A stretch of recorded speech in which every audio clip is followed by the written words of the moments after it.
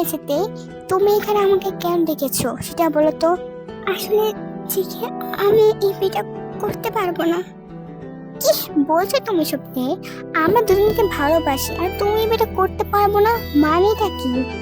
আমি যা বলো তুমি তাই মেনে নাও জাঙ্কুক, আমি বিয়েটা করতে পারবো না।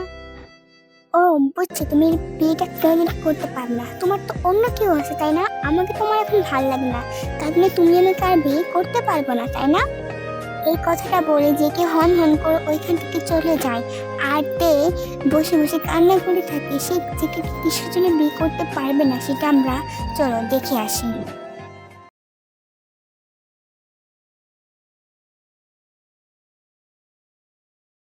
আঙ্কেল আন্টি, কি হয়েছে? ওকে হসপিটালে কেন? কি হয়েছে ওর? বাবা, আমার মেয়েটা। ইয়ঞ্জন, কান্না বন্ধ করো। আসলে জাঙ্কুক বাবা, তে ব্রেন ক্যান্সার হয়েছে, ওতে লাস্ট ডেটে আছে। আপনারা আমাকে এখন বলছেন যে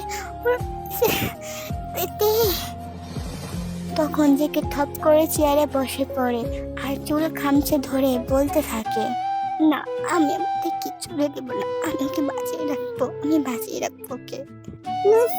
ভাইয়ের লোক কে কে আছেন? সে জাঙ্কুক নামে একজন ছেলেকে সাথে দেখা করতে যাচ্ছে। এই ডক্টর, আমরা আমরা জাঙ্কুক বাবা, তুমি যাও। হ্যাঁ জাঙ্কুক, এমনি ঠিকই বলেছে, তুমি তেই কেবিনে চলে যাও। সুবিন আর ইয়ঞ্জন কথা মতন জেকে তেই কেবিনে চলে আসে আর তেইকে দেখে জেকে বলে ওঠে, তে তুমি ঠিক আছো তো? আমি তো ঠিকই, আমি তো তোমাকে সে বহু দূরে চলে যাবো, আমি কেমনে ঠিক থাকি বলো তো জাঙ্কুক? এটা বলে তেই চোখ থেকে টপ টপ করে পানি পড়তে থাকে। তখন জেকে তেই চোখের পানি মুছে দিয়ে বলতে থাকে, বাকি তুমি কি আমাকে এতদিন এই চেনলা যে আমি তোমাকে এই সব কথা শুনে আমি তোমাকে ছেড়ে চলে যাব? কখনোই ছেড়ে যাব না, দরকার হলে আমি তোমার সাথে চলে যাব সে পরকালে। জেকে এমন কথা শুনে তেই কান্না করে দেয় আর বলে, আমি ভাবতে পারছিলাম না যে তুমি আমাকে ছেড়ে চলে যাবা, তখন আমি কি নিয়ে থাকতাম, আমি সেটা ভাবছিলাম। বাকি আমি তোমার সাথে সব সময় থাকবো, চিন্তা করো না, তুমি যাওয়ার পর আমি তোমার কাছে চলে আসবো, প্রমিস। আমি চাই না তুমি এই দুনিয়াতে থাকো, তোমার জীবনে অন্য কেউ আসবে, দেখে নিও তুমি। আমি তোমাকে ছাড়া অন্য কাউকে ভালোবাসতে পারবো না, তুমি আমার প্রথম ভালোবাসা, তুমি আমার শেষ ভালোবাসা, বাকি আমি তোমাকে ছাড়া আর কাউকে ভালোবাসতে পারবো না। ম্যাডাম, আমি যে আমার বাইক আপনাকে দিয়ে আসি আবার নিয়ে আসি, খরচটা কে দেবে ম্যাডাম, আপনি না আপনার? তোমার টাকা লাগবে তাই না? ঠিক আছে, আমি আমার টাকা দিচ্ছি, তাও প্লিজ এসব কথা বলো না। আরে আমি ওই কথা আর এই কথা বলি নাই। তুমি কি আমাকে প্রপোজ করতে চাইছো তো এইভাবে? মানলাম না, অন্যভাবে আমাকে প্রপোজ করো। তে এমন কথা শোনে যে কে পাশের বাড়ি থেকে একটা ফুল নিয়ে আসে আর তের সামনে হাঁটু গেড়ে বসে বলতে থাকে, দেখো তে, আমি কবিতার মতন তোমাকে আমি প্রপোজ করতে পারবো না, আমি তোমাকে একটা কথা বলতে চাই, ভালোবাসি ভালোবাসি তোমাকে, আমি আমার সাথে সারা জীবন রাখতে চাই, কাউকে দেবো না, ভালোবাসি ভালোবাসি ভালোবাসি। প্রপোজ করা আমার পছন্দ হয়েছে, কিন্তু আমি ভেবে দেখবো, দেখি কি বলা যায়।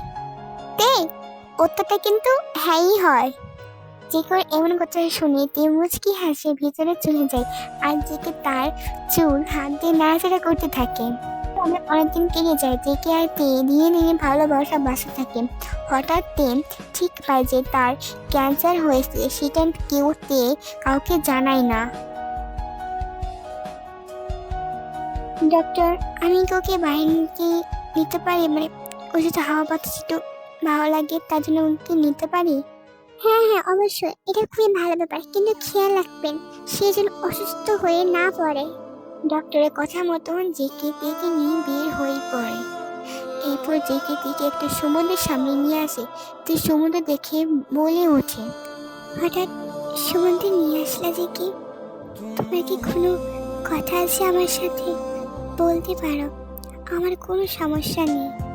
জানি তোমার ইচ্ছে কোনো আমার কাছে বলেছো, তোমার একটা ইচ্ছা সমুদ্রে আসা, তার জন্য তোমাকে আমি নিয়ে আসলাম। জেগে এমন কথা শুনি তে মুচকে হাসে আর মনে মনে বলে থাকি, আমার ভাগ্য নেই তোমার সাথে সারা জীবন থাকার জন্য। এরপর তারা দুজন সমুদ্র উপভোগ করতে থাকে। এরপর জেকে তের চোখটা বন্ধ করে একটি জায়গায় নিয়ে আসে।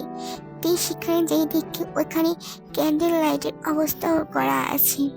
তুমি কি করে জানলা যে আমার প্রিয় মানুষের সাথে আমার ক্যান্ডেল লাইট ডিনার করতে খুব ইচ্ছা? আমি তোমাকে ভালোবাসি তে, এসব জানার আমার কথা। চলো আমরা ক্যান্ডেল লাইট ডিনার করি আজকে। এরপর দুজন ক্যান্ডেল লাইট ডিনার করে থাকে। হঠাৎ করে তের মুখ থেকে রক্ত ফুটে থাকে। জেকে তো অনেক ভয় পেয়ে যায়। এরপর জেকে তাড়াতাড়ি করে তেকে হসপিটালে নিয়ে আসে। সাথে সাথে নিজের মা বাবা ও তের বাবা মাকে ফোন করে জানে যে তের অবস্থা খারাপ। তারপর তারা হসপিটালে চলে আসে। আমার মেয়ে কই? আমার মেয়ে ঠিক আছে তো? কিছু হবে না তো? আমার মেয়ে ঠিক আছে তো? বলুন মেয়ে ঠিক আছে, তোর কিছু হবে না? আন্টি আছে, ঠিক আছে, ওর কিচ্ছু হবে না। আল্লাহ সব কিছু ঠিক হয়ে যাবে, ওর কিচ্ছু হবে না, দেখে নিও। তখন ওইখানে ডক্টর চলে আসে আর সবাইকে বলে যে পেশেন্ট সব পরিবারকে ডাকছে। এরপর সবাই তের কেবিনে চলে আসে। তখন তে সবাইকে দেখে বলে ওঠে, মা বাবা, আন্টি আঙ্কেল, জাঙ্কুক, আমি তোমাদের অনেক ভালোবাসি। তোমাদের ছেড়ে আমি যেতে চাই না। তোর বাবার মেয়ে, কি বলছিস তুই?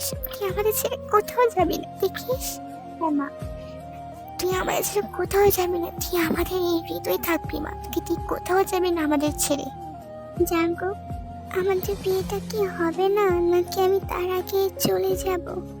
দূর পাগলি মেয়ে, কি বলছিস এসব তুমি? আমাদের বিয়েটা হবে, কাজী সাহেব বিয়েটা পড়ান। এরপর কাজী সাহেব ইসলামের ভিতরে সব কিছু করানো হয়। এরপর কাজী জেকে সাইন করতে দেয়। বাবা, এখানে তুমি সাইনটা করো। জি, আমি সাইনটা করছি। এরপর জেকে সাইনটা করে দিয়ে হাতে দেয়।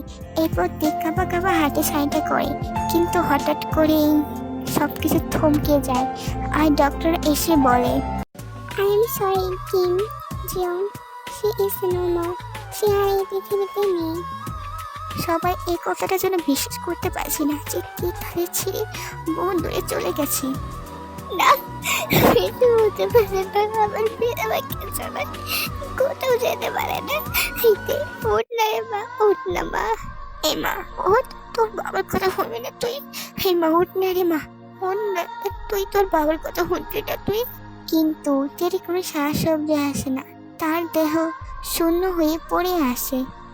এরপর জেকে বাবা মা তের বাবা মাকে কেবিন থেকে নিয়ে যায় আর নার্স এসে তের সব কিছু খুলতে থাকে। জেকে তো তের দিকে তাকিয়ে আছে আর বলতে থাকে, যার জন্য খুব তাড়াতাড়ি ছুটে না তে, আমাকে ছেড়ে তুমি চলে গেলা, কষ্ট হলো না একটু? তোমার এই জগতে একটু কষ্ট হলো না?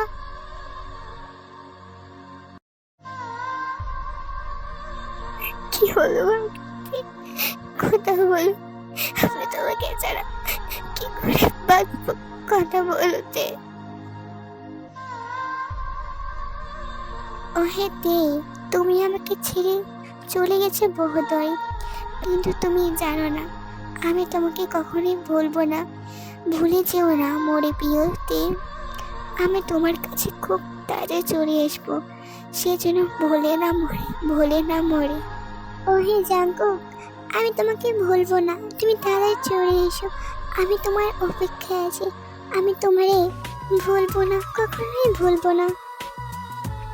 কত কত ভালোবাসা পূর্ণতা পায়, কিন্তু পরে ঠিক এইভাবে তাদের ভালোবাসা হারিয়ে যায়।